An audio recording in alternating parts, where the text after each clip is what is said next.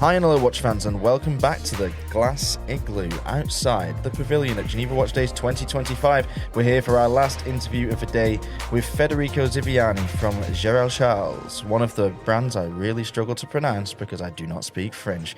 Federico, thank you very much for attending at the end of a very long day. It's a pleasure to be here in this warm igloo. Yeah, it is a special space. We're very grateful for Geneva Watch Days having provided it for us and for giving us all a lovely suntan, or in my case, just a bright red face. Alon, you've never actually had the chance to visit Gerald before, have you? So you are quite taken by what you see in front of you because Federico has kindly brought along 3 models. I have to commend your team on being the most prepared team thus far. So kudos to them and to you. What do you think, Alon? They were very professional to ramp up too today as well. Yeah. So kudos to them, because if the watches are crafted in the same manner, we know we have horlogerie here. Super excited because I have a gap in my experiences with original Gerald Genta and then Gerald Charles watches. Going to the jump hours, I was extremely excited to see the amazing jeweled versions. We have an emerald version here, and I'm happy I have my diamond loop on me because it's perfect setting. Emeralds are the most difficult. I'm not talking about emerald cut diamonds, but the gemstone emerald. Why is that? Soft? Very porous. A lot of imperfections. It's relatively soft compared to sapphire, which ruby is a sapphire, current. And So- diamond obviously is hardness 10 on the scale of most. And sapphire and ruby is a 9 because they're corundum, and then emerald is 7, is it? I Or think 7.5? Is it beryl? Quartzes are at 6, Yeah, so you're right. emeralds are around 7-ish. And they have a lot of imperfections. Plus, how do you get a homogeneous array of colors? Yeah, so that's there's tough. a lot of dimensions there that are very difficult. And then, obviously, you most probably have a name for your cases, your signature cases, that I'm too oblivious, so I apologize. But then you need to do suddenly several curves in the case as well. So, well done. I want to shut up. There's 25 years on the dial of the watch that you're actually wearing, that I had the honor to try on as well. Beautiful watch. Please walk us through how you were able to revive this, I dare to say, legendary brand. And I believe a lot of people would have want to be in your position. Possibly yes, and I'm happy to be in my position. I have to say, there is a fil rouge between Gerald Genta, the man, the creator, my family, and Gerald Charles. And I'm here to explain it to you and to our audience today. And my father was a friend with Gerald Genta, whose full name was indeed Gerald Charles Genta. Since 1982, when my father organized the exhibition in Geneva, Montre Bijou. It was something similar to Watches of Wonder, Geneva Watch Days back in the 80s. And back then my father was working in a communication agency, and in that fair he met Genta for the first time, and Genta was immediately caught by my father's way of working, precision and passion for watches, that asked my father to help him in developing the Gerald Genta brand in Italy alongside the old Italian distributor of Gerald Genta. And then in 1990, my father took the distribution of Audemars Piguet in Italy and eventually founded the first subsidiary in Italy, Audemars Piguet SPA. And he had to leave the Gerald Genta brand, the marketing position, but he stayed friend with Gerald, having, of course, in common the Royal Oak design that was indeed a bestseller for Audemars Piguet. And then Genta, in 2000, after selling the first brand, Gerald Genta, he spent a few months painting and not working at any watch brand anymore. And he was missing something because watchmaking was his passion. So he comes to my father and he says, Franco, I want to build my second brand. I want to call it Gerald Charles with my 2 names. I have already some ideas for designs. Can you help me build it? And my father said, look, Gerald, I am very busy building Audemars Piguet. It's already a full-time job. But you're my friend and my family is here to support you. So my uncle, the brother of my father, joined Gerald Charles with Gerald Genta himself to start the development of the brand. Back in the days, the brand was mainly focusing on bespoke. Gerald was really creating Gerald Charles watches for the pleasure. And he left us this message on 2005 catalog that we have in our atelier here in Geneva. It's our headquarters, it's our head office, it's our workshop and museum, and we have some vintage material from the early days of the brand. And Gerald signed a quote, saying that he created Gerald Charles to give pleasure to whoever looks at it. And like an artist, he included his smile into the case because we need to smile, we need to be happy in this life. Until 2011, Gerald, Charles Genta, and my uncle Gianpaolo worked with each other for Gerald Charles brand. And in 2011, Genta passed away, leaving us with an incredible patrimony of the last 11 years of the Picasso of watchmaking. So here you see the differences, like Picasso have the pink period, the blue period. Gerald Genta, the man, has the Gerald Genta brand period. He has creation for many brands, and then the Gerald Charles being his last creations. That is one of the most incredible, unexpected, and professionally delivered backstories I have ever heard in my life. I actually didn't know that your family was inherent to the existence of Gerald Charles, and so it isn't a refoundation. You are the natural successor. Ah. Indeed. And of course, we have grown a lot lately because we evolved the business model, I have to say, and the brand. In the beginning was bespoke, meaning that we had a huge variety of case shapes. We had so many complications, models in limited quantities. And the brand was not extremely well known because we didn't have the intention to make it well known back in the days. Gerald was walking around with a sketchbook, meeting clients and saying, "What watch would you like me to design for you?" Like a true artist. Well, he is, isn't he? I mean, that's how he's regarded, and rightly so. But I mean, it's hard to build a brand of products or a collection or a cohesive identity that way, and very hard to do it when the great man himself is gone. So how did you manage that transition from him passing to you now forming the company in its current image? So it was, of course, a step-by-step evolution. After Gerald passed away, we kept making bespoke pieces on demand with a very continuous but very low-profile operations. And then in 2019, as I studied abroad and I graduated and in a completely different field because I'm graduated in computer science in London, so it's something completely different. But I always had watches in my strings. They were my passion. I grew up seeing the growth of AP during my days, and I come back to the family saying, I love watches. I'm passionate. We have patrimony. We have a responsibility to bring it up. We shouldn't keep it in a safe for few hundreds of collectors every year. We need to enlarge the scope. Because I and my friends and my generation would want to wear some of the last designs of the maestro. That was the beginning, the vocation that I had to get into this crazy adventure. That now looking back, after having achieved some good early success, I look back and say that I was really daring to take this challenge in 2019, and then COVID came. But we had a very specific strategy. It was based on 3 pillars. Number 1 was focus. Compared to a past that was a free flow of creativity with no real direction, we decided to focus on the maestro case only. One visual identity for the brand, to be a playground for complications, dials, and métier d'art. The second pillar was the digital communication. I said, I need to build a community because there is a community of collectors that has a palate for this. But how do I reach all of them with the limited resources that we may have at the beginning? And I said, let's build a digital community.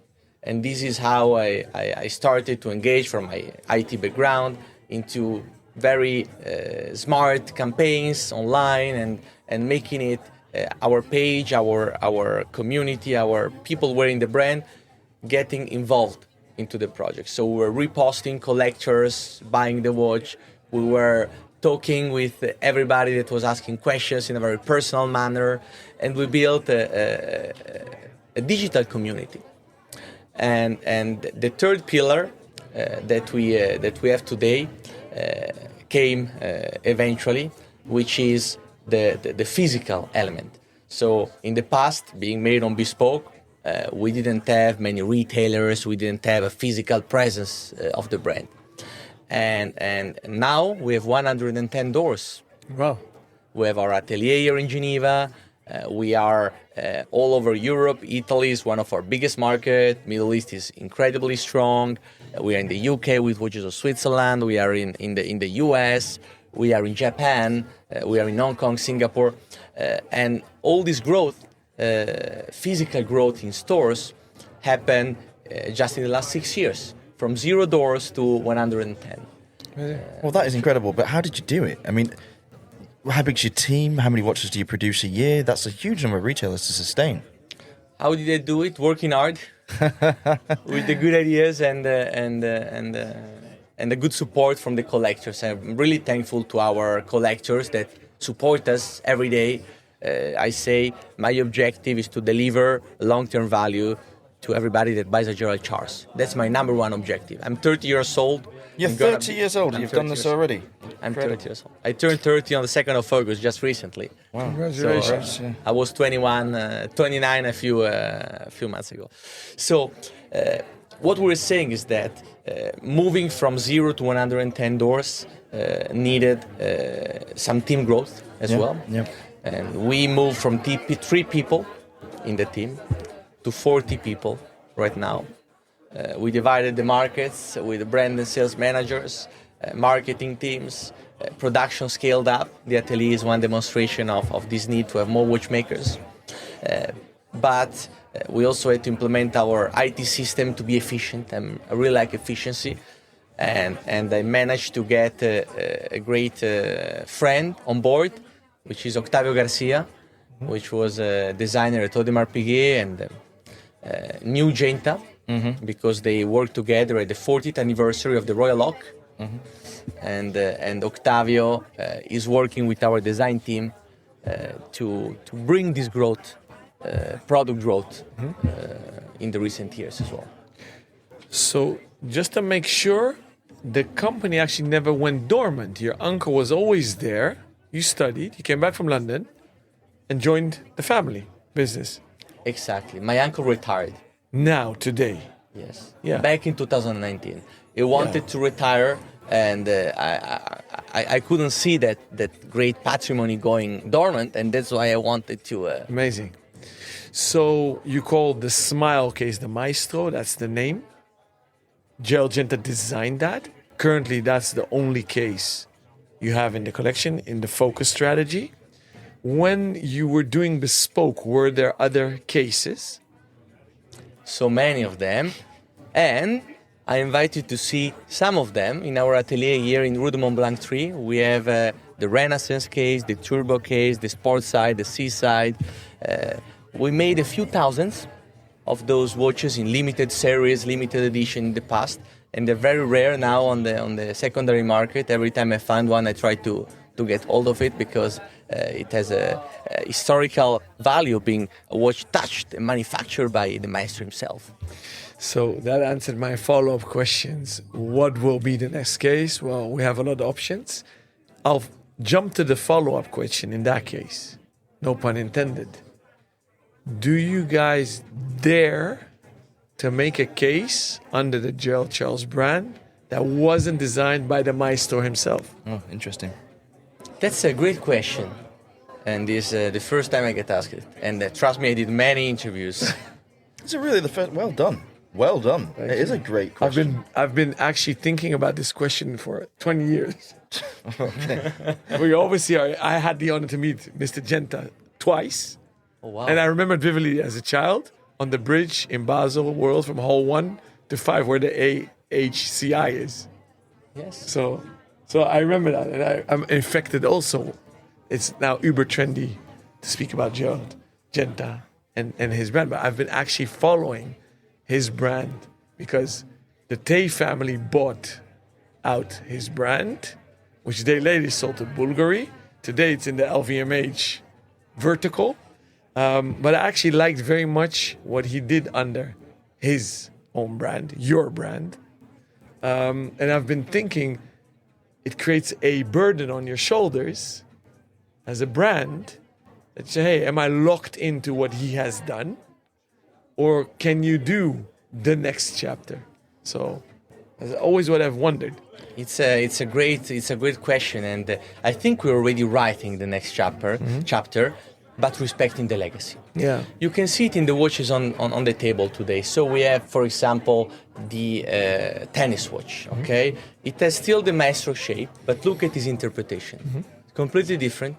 It's the first ever lefty watch that we made, and you don't see many lefty in the market, and was done for the purpose of playing sports, not wanting the crown to hurt your wrist when you bend it. Colors are extremely vivid, which is also in his DNA, but again in a modern interpretation.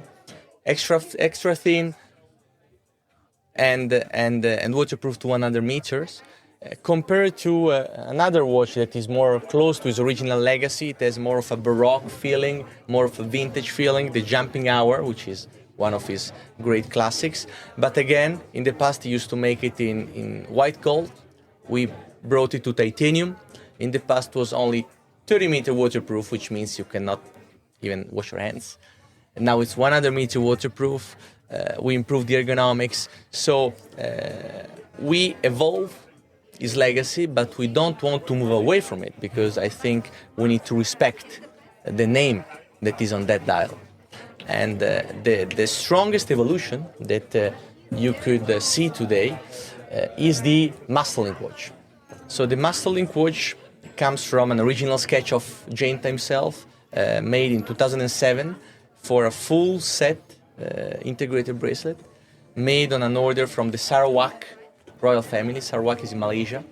They made a 101, and it was never produced anymore. And going through the archive, I said, look, we have already in the archives the next integrated bracelet for the brand. And you can see clearly the evolution between the Maestro case and the Master Link case. The Maestro case is round, you have no sharp edges. It's more Baroque for us, it's more eccentric, it's really for the collector that knows Genta, that has strong, different personality. The Master Link case has a design language that is closer to what we see around today, sharper edges, thin, more squared, more minimal, and it's something to develop for us in the future on technical complication and develop the two collections in parallel to have a proper life evolve, because we're in 2025, we're not anymore in the 80s.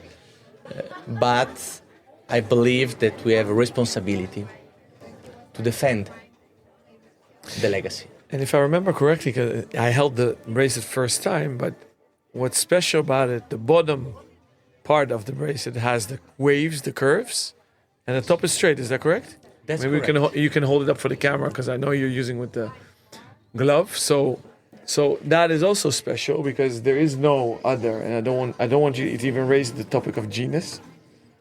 Is there any other brand that does that? It's basically an asymmetrical bracelet. Not to our understanding, not to our knowledge. So that's uber cool. What do you guys do in your atelier on the movement side of things?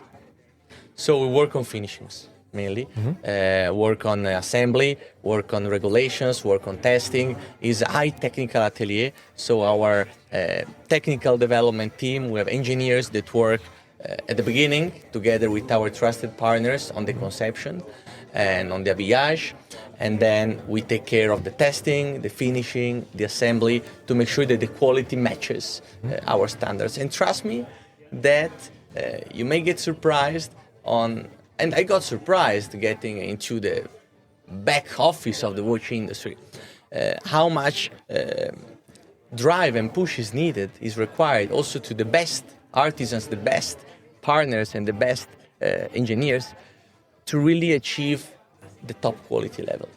This bracelet, we did over 55 iterations to avoid it pinches the hairs. You try it, it's not right, you change again the architecture to make sure it was soft enough, but not too soft, not too rigid.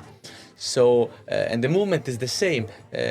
Now the tolerance that we have is plus minus 15 seconds. In the beginning it was plus or minus 20. So you really need to reduce. It has to be said it's a micro rotor, so there are different parameters there. Absolutely. Yeah, so Absolutely, absolutely. So this micro rotor is 2.7 millimeter thin, this movement, which is, to my understanding, one of the thinnest micro rotor movements Platinum? out there. the rotor or tungsten? No, is a gold. Gold rotor. Yes. 22 karat. Yes, and you can see the finishing are the vertical Côte de Genève that you also see on the dial. So there is a transparency between the dial and the movement, which for us is the union between the design and the technology. Is there an ambition to make your own caliber? For sure, for sure. It's a step by step. Why? Because for us, reliability is the most important thing. We have a 0.08% of after sale return, meaning that only 8 watches out of 1,000 they come back. So it's extremely good because our movements are reliable. Because the teamwork between our expertise, our requirements, our needs, and the trusted partners. And this reflects the original idea of Gerald, again. If you come to the atelier here in Geneva, you can see that the slogan of Gerald Charles was Les artisans du maestro, the artisans of the maestro, meaning that Gerald was looking to go to the best in class in the specific component manufacturing, in the finishing, to develop altogether our final product. I have one more, Robin. I'm sorry, I'm hogging the mic. I'm pulling a Rob on you. Well, I don't mind. When you're as interested as I am, you can do it. Go ahead. What I was wondering, there is the Gerald Genta Foundation, correct? That his wife runs. Do you work with that foundation? No, we have no relationship. The brand was sold to our family, and we have no more relationship with the Genta family. We keep it with our vision, with our direction, on our own. Yeah, and it's probably a rhetorical question. We mentioned that today the Gerald Genta brand, after being hibernated in the Bulgari vertical, was pulled out to the LVMH vertical. I assume there is no correlation today between the two. No, it's very positive. I have to say it's an indirect correlation. I mean, I know Jean Arnaud. I respect him very much. We're both passionate about watches. We're talking also at the press conference at Geneva Watch Days a couple of days ago. We exchanged the watches on the wrist, and he was looking at mine, I was looking at his. So we're the new generation, and we both know that we make the watches that we like. Yeah. When I made the jumping hour watch, yes, I take from the legacy, from the sketches that we have, but I make a watch that I would wear, and not that the market would like to buy. And I feel that he's doing the same. He's very authentic, the way the Genta brand and also the Daniel Roth brand, and in general the Manufacture du Temps, and even the Louis Vuitton watches that he's making. I think they are improving the quality in a very important way, and I'm very happy with it because we are all part of one side of this great artist creation, as they are the other creations he made. We're all part of a legacy. I really enjoyed that. I learned a lot. I love these watches. I do think they wear really well on the wrist. I'm particularly fond of the tennis one with the bright yellow-green strap. I knew you would pick that one. Yeah, you know I love that color. You love it. It's amazing. Federico, thank you so much for being a very easy guest to have on in the last shift of the day, because you ruled the mic. It was amazing. I loved it. Thank you so much for the effort. We need to get you back on for a full hour so I can sit back and just listen to you tell us stories for that time as well. Until then, though, We wish you all the best. We wish you a great fair and continued success with the Gerald Charles brand. Thank you so much, guys. Grazie, grazie.